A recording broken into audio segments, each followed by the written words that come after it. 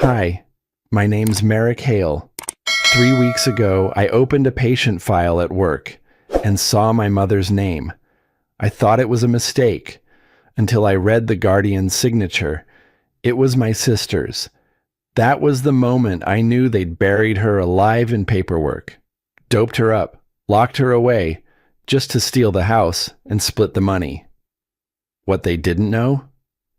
I worked at that nursing home. And when I showed up at her room, she couldn't speak, but her eyes told me everything. How do you forgive your own blood for selling out the woman who gave them life? The clock above my desk read 6:45 p.m. when the last patient folder of the day slid across my desk. The hum of the overhead lights blended with the low murmur of the night shift nurses outside the glass partition. The air smelled faintly of antiseptic and burnt coffee. Familiar, almost comforting. I told myself I'd go home after this file. Just one more. I tapped the keyboard, half watching the cursor blink.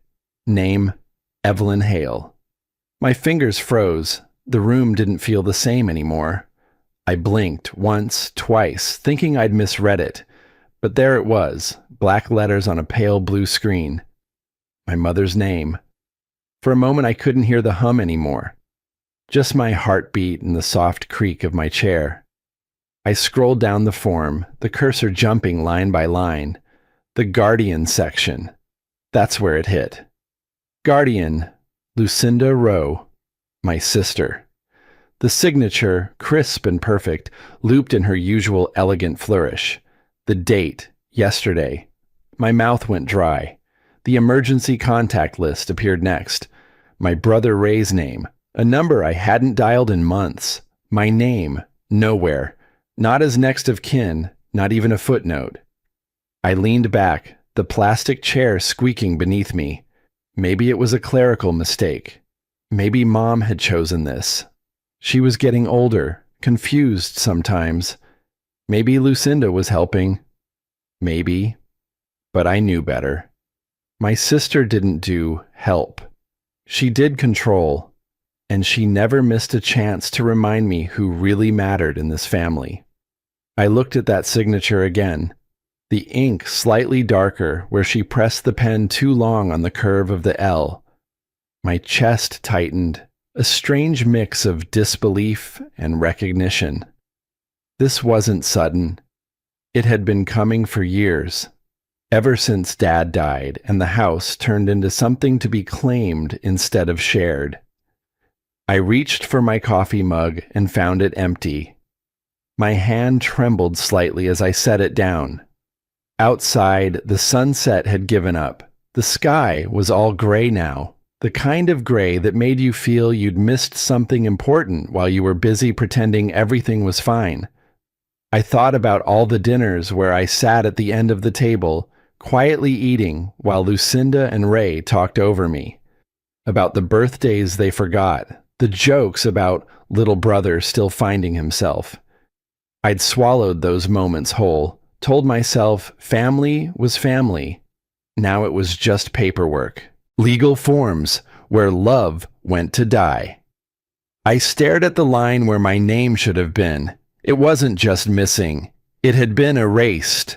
My phone buzzed. The caller ID said Lucinda. I hesitated before picking up. Merrick, hey, just calling to let you know everything's settled, she said, her tone bright, practiced. We found a nice place for Mom. Quiet, clean, professional. You'd approve. Lucinda, I said slowly. You put her here. There was a small laugh. Oh, come on. We didn't put her anywhere. We're making sure she's comfortable. You understand, right? You've always been compassionate. I clenched my jaw. You drugged her, didn't you? A pause. I could hear her exhale through the phone. Don't start, Merrick. You wouldn't understand what responsibility feels like. That one landed. Hard. I felt it in my stomach first, then up my spine. Responsibility. She said it like I'd never carried any. Like working double shifts to cover Mom's bills didn't count because I wasn't the one holding the pen on the legal papers. You could have called me, I said quietly. You knew where I was. I figured you'd overreact, she replied. Besides, you've always been emotional about her. Emotional, I repeated. That's what you call it. There was no reply this time, just the faint background sound of her life continuing somewhere far from mine. Voices, laughter, the clink of a wine glass. Good night, Merrick, she finally said, and hung up before I could speak again. The silence afterward was heavier than before. I stared at the phone until the screen went black. My reflection looked back at me, tired and hollow. They hadn't just forgotten me. They'd rewritten the story so I was never in it. I turned back to the intake file. The page glowed under the fluorescent light. The signature looked almost smug. My fingers brushed the paper, and I noticed a small round brown stain near the corner, a faint ring of dried coffee. Lucinda always left those, always. I whispered her name under my breath. Lucinda. The lights hummed again, louder this time, like a warning. I leaned back, breathing slow, thinking. I wasn't supposed to know she was here. But now that I did, I couldn't just file her away like another patient. Visiting hours were over, but the badge on my chest could open every door in this building. I looked once more at the paper, at the stain, at the signature that had erased me. Tonight, I was going to see my mother. I slipped my badge through the back entrance scanner just as the rain began its gentle tapping on the roof. The hallway lights flickered to life as I stepped in, one by one, triggered by motion sensors that always gave the place a haunted sort of rhythm.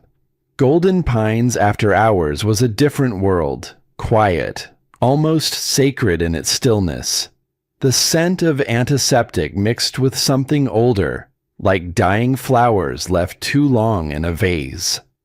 Kim, one of the night nurses, looked up from her tablet at the front desk and nodded. "Late paperwork again?" she asked without much interest. "Yeah," I murmured, not slowing down. She didn't press. Everyone here knew I had a habit of staying late, working overtime no one asked for. It gave me cover. Tonight, it gave me a reason to walk those halls with a purpose no one would question. Room 112 was at the far end of the south wing, past the recreation area and 2 doors down from the quiet TV lounge, where an old man sat watching a silent infomercial with his head tilted like he was trying to remember something important. I moved quietly, letting my shoes brush gently across the linoleum floor.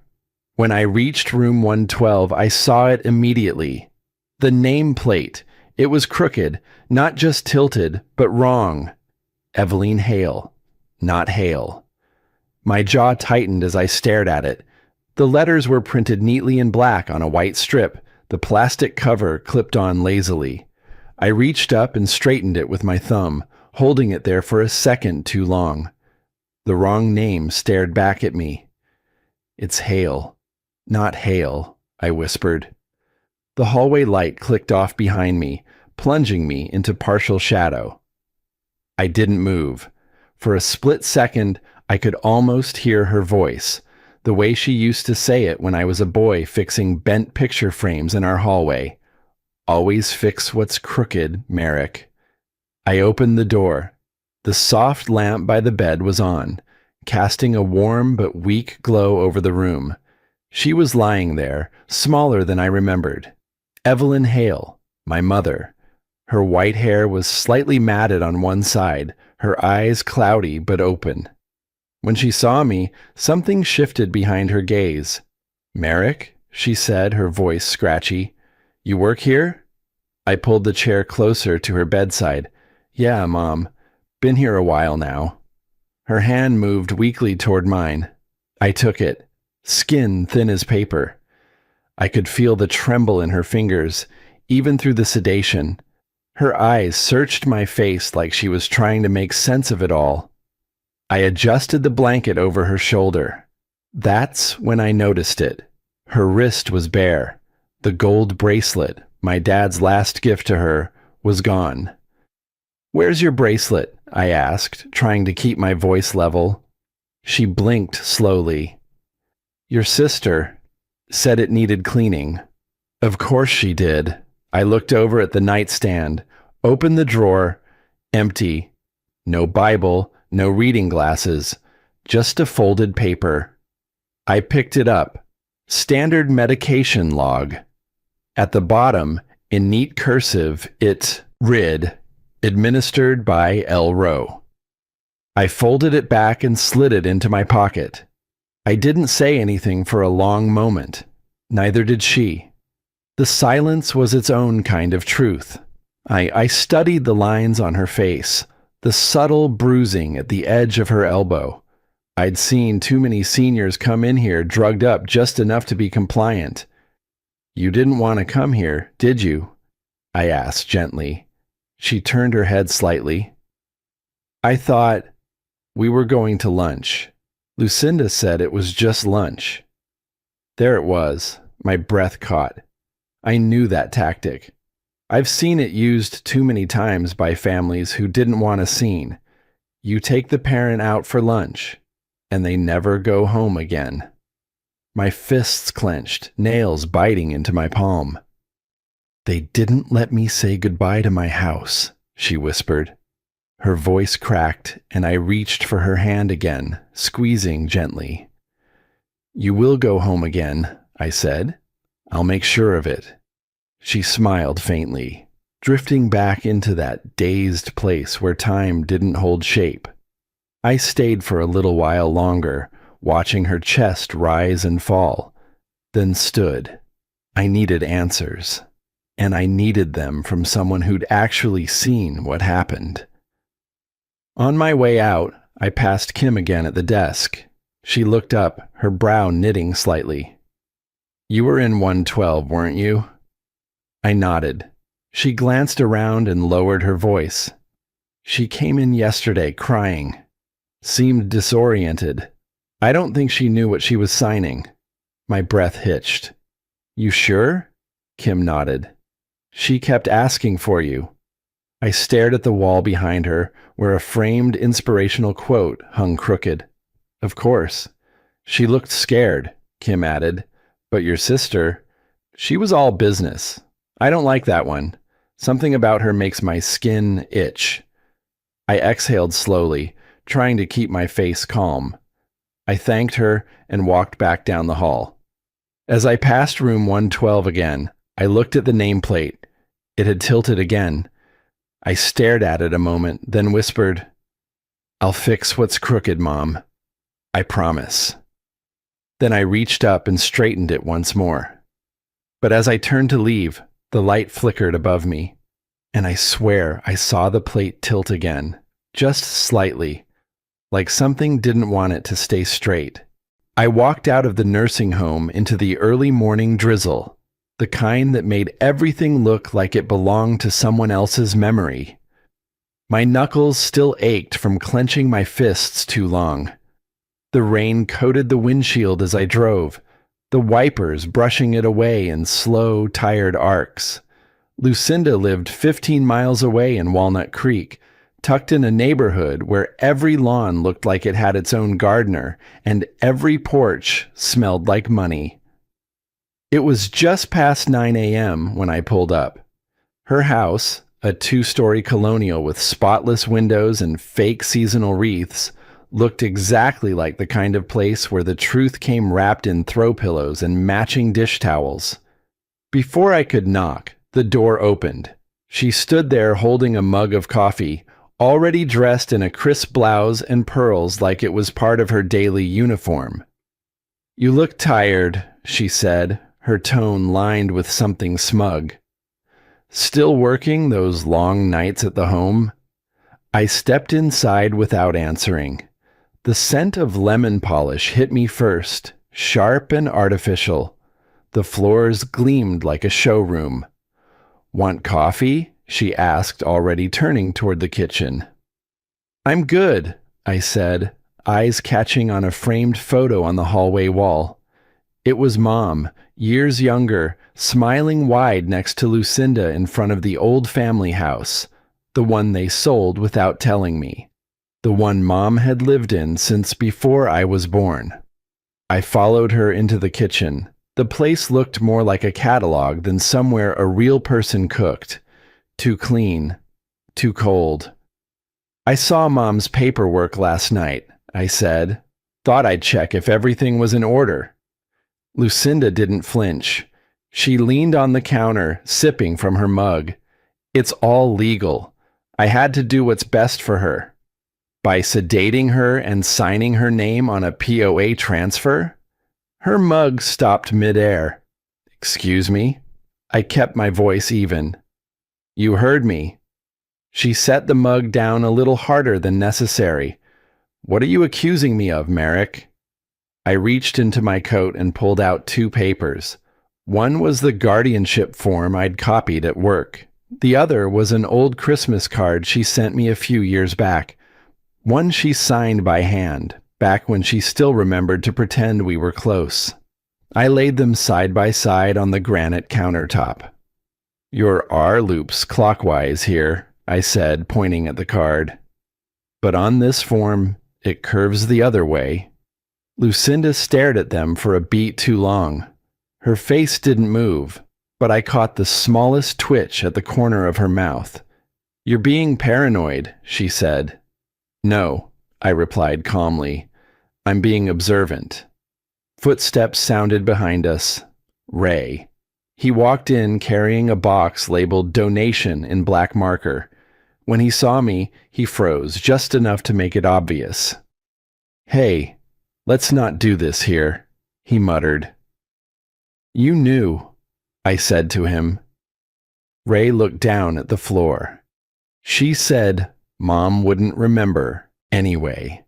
Lucinda shot him a glare so sharp I almost felt it myself. "That's enough, Ray." I took a step closer. "You two drugged her to get her out of the house, to erase me from the paperwork, all so you could cash in and split the sale." Lucinda straightened, that fake calm returning. "You were always the dramatic one. You think you can save her from herself? She's slipping, Merrick. You just don't want to admit it." I shook my head. "No, you don't want to remember what it means to take care of someone who once wiped your tears, cleaned your cuts, packed your lunches. You forgot what it means to show up when it matters." Silence. Ray stepped back into the hall like he wanted to disappear. Lucinda's eyes were steel. As I turned to leave, something on the fridge caught my eye. A recipe card, yellowed, faded ink, curling edges. My mother's handwriting. I'd know it anywhere. "Read carefully before you sign," it said in her neat cursive. I stared at it too long. Lucinda noticed. She snatched it off the fridge like it burned her fingers. "You've got no right to judge me," she hissed. "Maybe not," I said, walking past her, "but Mom does." The front door clicked shut behind me. I didn't feel angry anymore. I felt something sharper, certain. Certain that the next signature Lucinda forged would be the one that took her down. I didn't go home after leaving Lucinda's. I drove aimlessly for a while, letting the silence fill the car like fog. At some point, I ended up parked behind the nursing home, watching as the building slept behind drawn curtains. My badge still hung from the rearview mirror. I turned off the engine and sat there until the sky turned a soft, muddy gray. At 5:12 a.m., I swiped myself in through the side entrance. The corridors were still and cold, humming with the kind of silence only places like this could produce. The lights above flickered to life one by one as I walked through the hallway, my footsteps clicking too loudly against the tile. I didn't see anyone. Most of the night staff had gone home, and the early shift hadn't started yet. Perfect. I made my way toward the records room. My supervisor wouldn't be in for another 2 hours. If I was going to find something, this was the time. Inside, the air smelled of toner and antiseptic. The old printer in the corner ticked like a nervous heartbeat. I logged in using the backup admin credentials I wasn't supposed to know. My fingers hovered over the keyboard for a second before I started typing. I searched for my mother's intake file first, pulled it up, double-checked her medication chart, and then I saw it. Lorazepam. The dosage was off. Way off. 4 times the standard amount, administered the day she was transferred. The signature next to the approval? L. Rowe. I stared at that one line for a long time. Guardian consent provided. It was clinical, cold, clean. It was also criminal. I printed the page, tucked it into my jacket, and moved on. Next stop. Security archive. I opened the database where all surveillance footage was stored. Each day had a thumbnail, an image captured from the hallway cameras every few minutes. But one day had nothing. No images. No clips. The day my mother arrived. Access denied. I tried again, this time using the internal backup system. Still nothing. The logs showed that the file had been wiped clean just after midnight the same day. No request ticket, no transfer log. Just gone. Somebody had covered their tracks. I leaned back in the chair, rubbing my face. The screen glowed in front of me, but all I could feel was a deep, crawling sense of sickness. This wasn't just about control anymore. This was erasure. The kind of thing people do when they don't expect anyone to look too closely. Early morning, I turned to see Nurse Kim in the doorway, a paper cup of coffee in her hand. Her eyebrows lifted when she saw what was on the monitor. "You're here early," she said again, slower this time. "Couldn't sleep," I replied. "Thought I'd get ahead on some files." She stepped inside, eyeing the open page. "That file's locked. How did you—" "Who erased the footage?" I asked quietly. Her mouth opened, then closed. "You shouldn't be looking at that," she said, glancing toward the door. "This could get you fired." "She's my mother." She took a breath, looked down, and then said, almost to herself, "Lucinda's on the board. She's close with the administrator. You don't know what you're walking into." "I do now," I said, sharper than I intended. Kim looked at me, her eyes not cold, but careful. "Merrick, just be smart." I've been quiet long enough. There was nothing left to say. I logged out, pushed back from the desk, and walked out of the room. The hallway felt colder, the lights harsher. Halfway to the exit, my phone buzzed. Voicemail. Lucinda. I didn't want to hear it. I already knew the tone, the words she'd used to dress up her control as concern. But my thumb hit play anyway. Her voice slid through the speaker like ice water. "Stop snooping. You're not on the paperwork for a reason." A pause. "And if you care about Mom's peace, you'll keep it that way." I stood there a moment, listening to the silence that followed. Then I deleted the message. Didn't listen to it again. Didn't need to. But her voice lingered anyway, like a thread caught in my skin, like static. The static of Lucinda's voice hadn't faded by morning. 2 days later, it was still there, woven into the back of my mind like a bad radio frequency I couldn't turn off. That's when I decided I'd had enough of whispers, enough of threats veiled in etiquette. It was time to go to the source. Mid-morning sunlight spread across the parking lot of the Walnut Creek Medical Plaza as I stepped out of my car. I stood for a moment, watching people in scrubs move in and out of the sliding glass doors, each carrying clipboards, coffee cups, or the weight of somebody else's family. I buttoned my jacket, tucked the folder under my arm, and walked into the building. Dr. Sandler's office was on the second floor, corner unit, polished wood door, frosted glass. I knocked once. Before I could knock again, it opened. "Merrick Hale," he greeted, smiling like I'd just donated to his alma mater. "I was expecting you." I stepped inside without shaking his hand. The room smelled faintly of mint and leather. Everything was curated, from the angled degree frames on the wall to the untouched stack of medical journals on the coffee table. "I appreciate you making time," I said flatly. "Of course," he replied smoothly. "It's not often family members show such dedication." He gestured to a chair. I sat, placing the folder on my lap. His desk was spotless, save for a small photo of a dog and a digital clock that ticked in perfect silence. "I understand your concerns about your mother's care," he began, adopting that practiced tone doctors use when they're bracing for confrontation while trying not to seem combative. "I assure you, everything has been within protocol. She's receiving sedatives," I cut in. "High doses." He folded his hands. "Prescribed to manage her disorientation. Not uncommon in geriatric transitions." I opened the folder slowly. "I work intake at Golden Pines.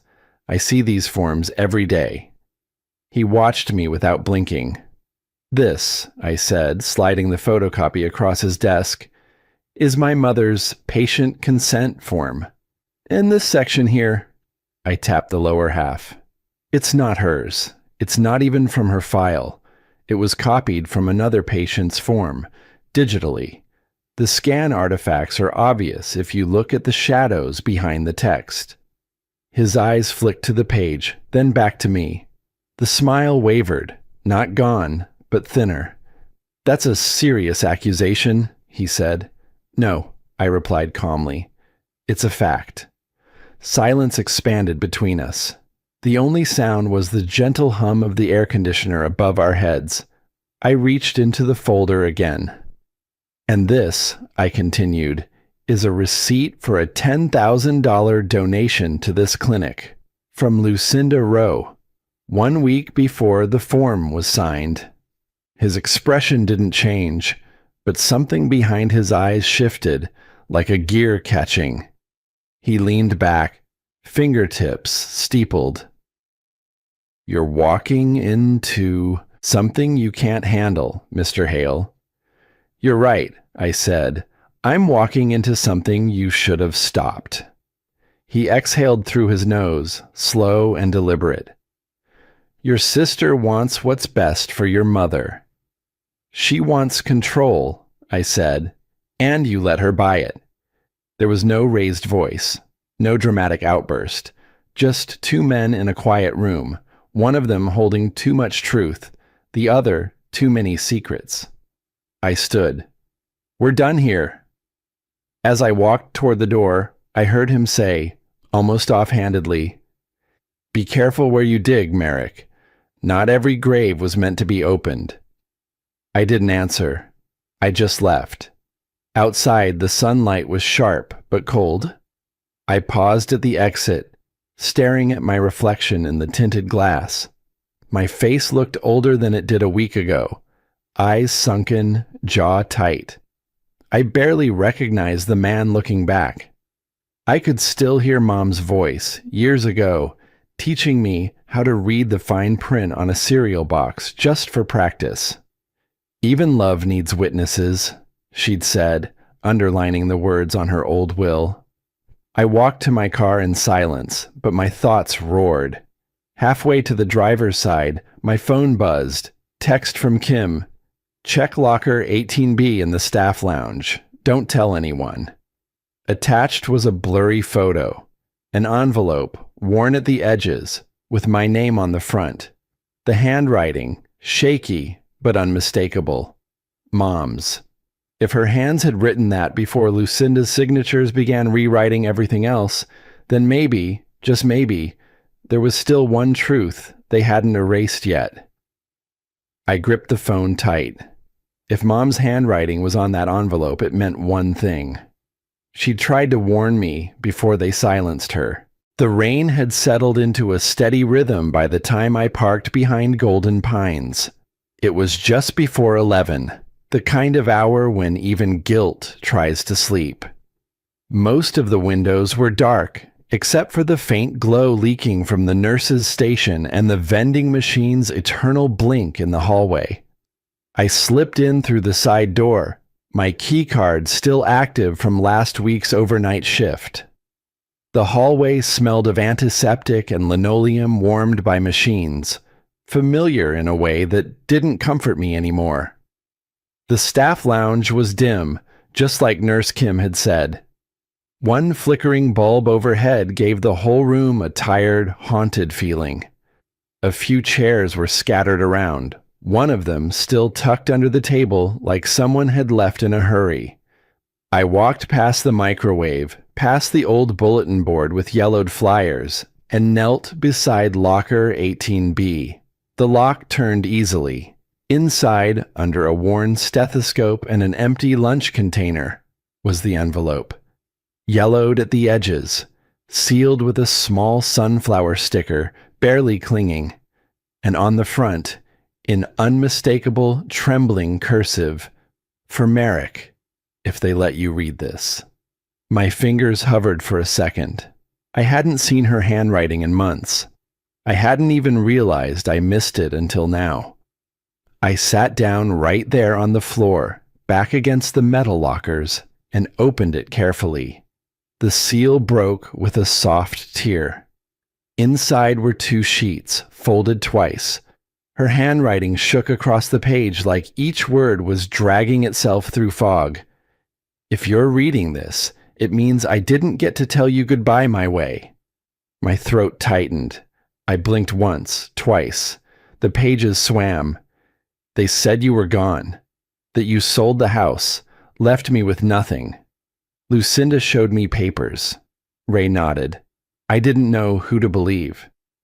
They told me you were drowning in debt, that you were desperate, that I needed to protect myself from you. I didn't want to sign anything until I understood it. But they said there was no time, that I was confused, that it was better this way." I felt myself slipping. The pills came soon after. Too many, too strong. I tried to write this before it got worse. "I love you. I know now. I knew even then, but I didn't fight hard enough. Read carefully before you sign, Merrick, and don't let them erase you too." I lowered the letter. The room didn't feel dim anymore. It felt hollow. The humming fridge buzzed louder now, like it was chewing the silence. I leaned forward, elbows on my knees, and stared at the paper like it might start bleeding. She hadn't been confused. She'd been betrayed. Lied to, drugged, silenced. By them, by family. My breathing stayed slow, but my hands weren't as steady. I wasn't crying, not yet. The tears weren't ready. The grief hadn't decided what shape to take. Instead, memories came. Soft ones, like smoke. Me, 7 years old, at the kitchen table. Mom beside me, helping me trace the R in my name. "Your name is your promise, Merrick," she'd said. "Never let anyone change it." The memory punched harder now. My name, my presence, my place in her life. They'd tried to erase all of it. No, they hadn't tried. They had. And still, she'd found a way to leave this. I folded the letter back along its creases, placed it gently in my jacket pocket, and finally stood. On the break room table was a mug, pale blue, chipped near the handle. I recognized it immediately. It used to sit by her armchair at home, filled with chamomile tea every evening after Jeopardy. Someone had tried to fix it with gold glue. The repair line shimmered faintly under the flickering bulb. I ran a finger along the crack. She was telling me something. Not just in words, but in all the ways she'd lived. Quiet strength, patched dignity, broken pieces put back together, but never hidden. "You warned me in every way you could, didn't you?" I whispered. My phone buzzed. I pulled it from my pocket. "Unknown number. If you want proof, meet me by the garden gate tomorrow. Noon." That was it. No name, no context. Just the garden gate. I stared at it for a long minute. If this was a trap, I'd walk into it anyway. If it was help, then it meant I wasn't the only one still listening for the truth. I turned off the light as I left the lounge. The rain had quieted some, but not stopped. The hallway welcomed me back with its usual hush. As I passed the vending machine, I glanced down at the cup again, still visible through the open door's window. The golden crack shone like a wound that had learned how to heal out loud. And I decided I wouldn't hide either. I didn't sleep much that night. The letter replayed in my head like a scratched record, Mom's voice folding into memory in ink. By morning, I'd already made up my mind. I packed the letter in a Ziploc bag, slipped it into the inside pocket of my coat, and drove to the nursing home an hour early. Parked in the back, I waited. The rain had stopped, but the sky still carried its weight, thick and heavy, as if it hadn't made up its mind yet. The grass in the garden glistened with leftover dew, and the air smelled faintly of mud and eucalyptus. Noon approached, slow and loud in my chest.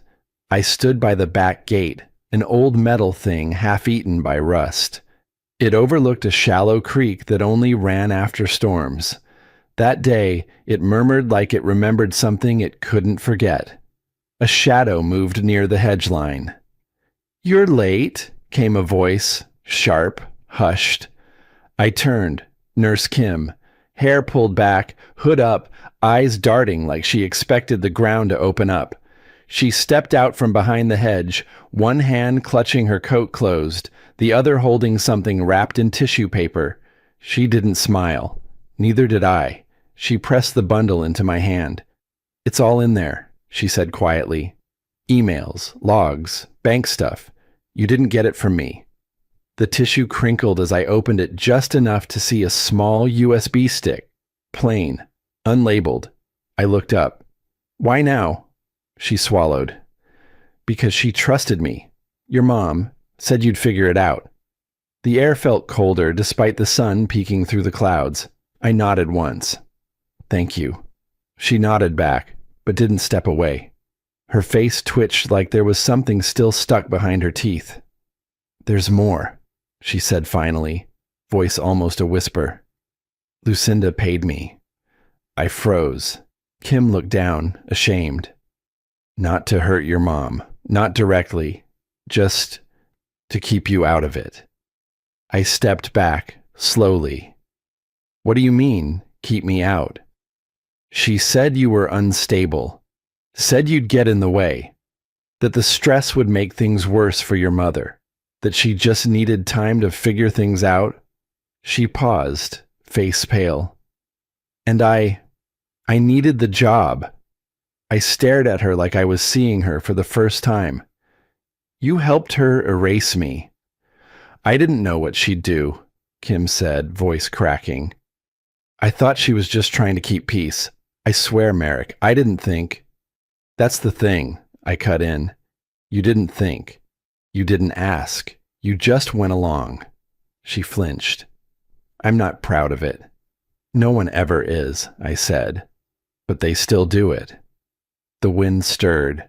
Mist blew through the gate, carrying the scent of wet earth and distant lavender. Kim wiped at her eyes roughly with her sleeve. "You sound just like her," she murmured. I stared at her for a beat. Then maybe she should have listened. I turned without waiting for an answer. 10 steps away, my phone vibrated. I stopped. Unknown number.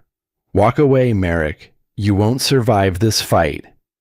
I looked back at Kim. She had her arms wrapped around herself now. small and folded, as if bracing for something more than just weather. "She knows," she said, barely audible. "She always knows." I looked down at the phone, thumb hovering over the screen, and then I lifted my eyes to the gate, still half open, swinging just slightly in the breeze, a border between silence and sound. I walked back, reached for the gate, and slowly pushed it closed. The metal groaned, reluctant, before the latch caught with a solid, final click. "Not this time," I said under my breath. The click echoed in the stillness like a verdict. By the time I got home, the rain had followed me. It came in short, angry bursts against the window pane, the kind that sound like someone knocking, then changing their mind. My apartment was dark except for the faint blue glow from the laptop screen on the kitchen table. I hadn't bothered to turn on any other lights. The USB sat in front of me like a tiny, silent witness. I plugged it in. The screen flickered once before opening the folders. Dates, numbers, PDF files, email strings, each one colder than the last. The paper trail of how my mother's care had become a business transaction. Then I saw it. A file named Transfer Conf MP3. I clicked, static. Then a voice. Lucinda's, smooth, deliberate. "She'll sign whatever you put in front of her once the meds kick in. Just make it look humane." There was a pause. Then another voice. Dr. Sandler's, tired, detached. "This isn't care, Lucinda. It's liquidation." Lucinda's soft laugh followed, light as perfume, but sharp enough to cut through bone. "It's family business, doctor. Don't make it personal." The file ended abruptly. I sat there staring at the frozen audio wave on the screen, heart pounding slow and heavy. I replayed it once, then again. Each time the words bit deeper. Liquidation. That's what they'd called it. Not sedation, not treatment. Just liquidation. I leaned back, running my hand over my face. The air felt too thick to breathe. Then came the knock. 3 short raps on the door. I froze. Another knock, harder this time. When I opened the door, Lucinda stood there, her trench coat soaked through, hair slick from the rain, and not a trace of apology on her face. She looked at me like I was a mess she was tired of cleaning up. "You always overplay your hand, Merrick," she said coolly. "That's why Dad never trusted you." I didn't move. "You mean the way you trust forged signatures and sedatives?" Her eyes flicked past me, to the laptop on the table. "So you found it? Cute." She stepped inside without waiting for permission. "You think that'll save you? You stole medical records. That's a felony. So is drugging your own mother." Her lips tightened, but she didn't flinch. "You have no idea what you're walking into. I already filed a restraining order. By this time tomorrow, you'll be the violent son who broke into a facility and harassed staff. The police will eat that story alive." I looked her dead in the eye. "Mom already knows."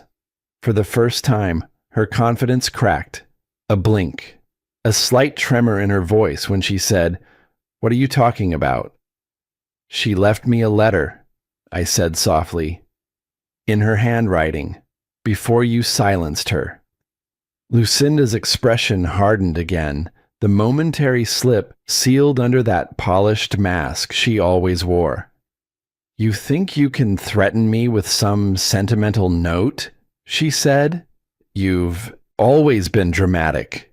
You don't even realize you're destroying what's left of this family. That family ended the day you sold Mom's trust for a check." Before she could reply, a new voice came from the doorway. "She's lying." We both turned. Ray stood there, rain dripping from his coat, hair plastered to his forehead. He looked exhausted, not from the weather, but from years of pretending he didn't see what was happening. Ray, Lucinda hissed, you shouldn't be here. He ignored her. I'm done covering for you. I stared at him. You knew. He nodded, eyes red. Kim sent me the backups before she disappeared. Every file, every payment, every signed order. It's all there. He reached into his pocket and pulled out a flash drive, placing it on the table beside the laptop. Lucinda's face drained of color. You idiot. No, Ray snapped, louder than I'd ever heard him. You did this. You forged her name. You turned Mom into a paycheck. The room went still. Lucinda tried to speak, but nothing came out. I stepped closer to her, slow and steady. You poisoned her for convenience, I said, and you thought you could bury it under paperwork. Her mouth twisted into something that wasn't quite a smile. You think this is justice? It's family suicide. I shook my head. No, it's resurrection. I pulled out my phone and dialed. Her expression didn't change until she heard me say the words out loud. This is Merrick Hale. I need to report a case of elder abuse and medical fraud. Lucinda's eyes went cold. You won't win. Maybe not, I said, but at least the truth won't drown with her. The police arrived faster than I expected. She didn't resist, not in front of them.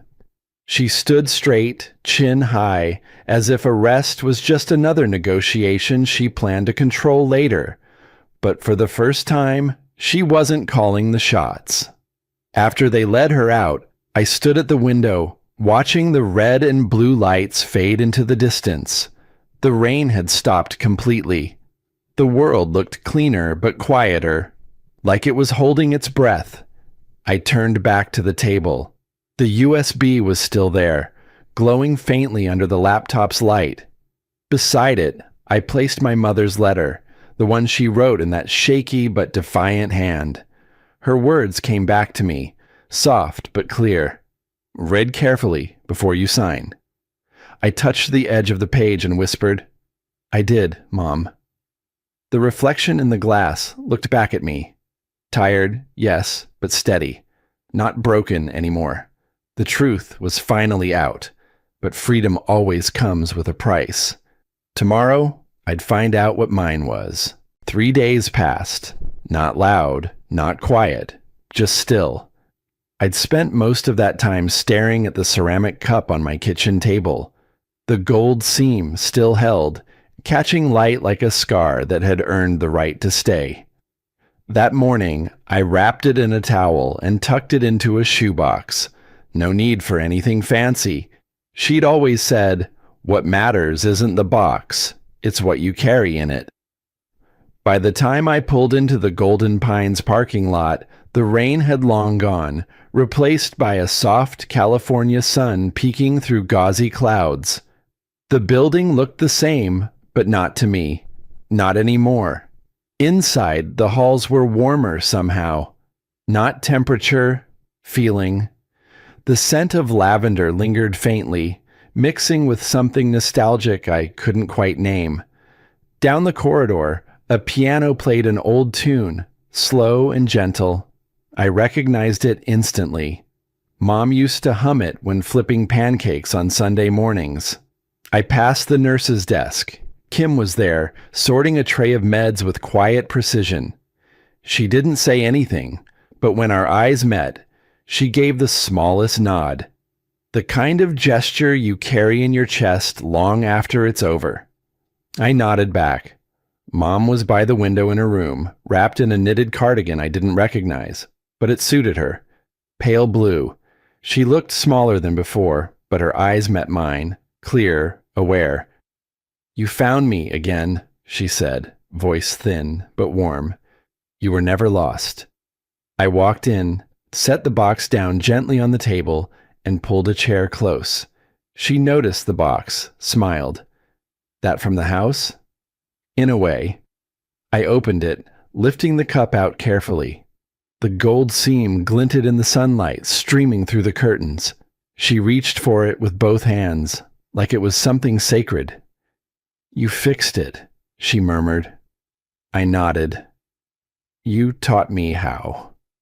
She turned it over slowly, fingers tracing the crack. Funny how the broken part's the most beautiful now. We sat in silence for a few minutes, not the awkward kind, the kind that sits with you like a friend. Her hand trembled slightly as she reached for my cheek. I leaned in. "They told me you were angry," she said. I was. She didn't flinch, just waited. "I thought you believed them," I continued. "I thought you forgot who I was." Her lips pressed together, eyes softening. The truth has a way of outliving all of us. I pulled her letter from my pocket, the one with the sunflower sticker, faded and creased. I didn't read all of it aloud, just the last lines, the ones I knew she'd want to hear again. Her eyes closed. A tear slid down the side of her face. "Then I did something right," she whispered. Just then, the door clicked open. Ray stood there, hesitant, hat in hand. He looked older than I remembered, not by years, but by weight. "They said I could come in for a minute," he said quietly. I didn't move, just looked at him, not with bitterness, but with the kind of compassion that only comes when you finally let go of the fight. "You came," I said. "Yeah," he replied. "It's time to own what we broke." He stepped in, unfolding a document from his coat pocket and placing it on the small table between us. "She deserves this," he said. I glanced at it. It was the deed, signed, notarized, everything in place. The house was legally back in Mom's name. I looked at Ray. "So did you." He didn't answer, but I saw something shift in him. Maybe not redemption, but the first step toward it. Mom's hand reached for the cup again. She lifted it slowly, eyes studying the seam. "You know, Merrick," she said, voice steady, "when something cracks, you don't hide the gold. You let it show." I nodded. That's what makes it real. Outside the window, the garden gate creaked, that familiar sound that once made my stomach twist. But today, it was just the wind moving through, soft and harmless. We sat there a while longer. No rush, no pretending. Eventually, I stood to leave. I bent down, kissed her forehead gently. She looked up, her eyes shining. "You didn't raise a fool, Mom," I said. "Just a slow learner." She smiled. "Slow is steady, and steady gets home." As I walked down the hallway, the piano tune drifted again. Same melody, but it sounded lighter now.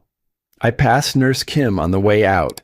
She didn't speak, but she didn't need to. Some people save lives without ever being seen doing it.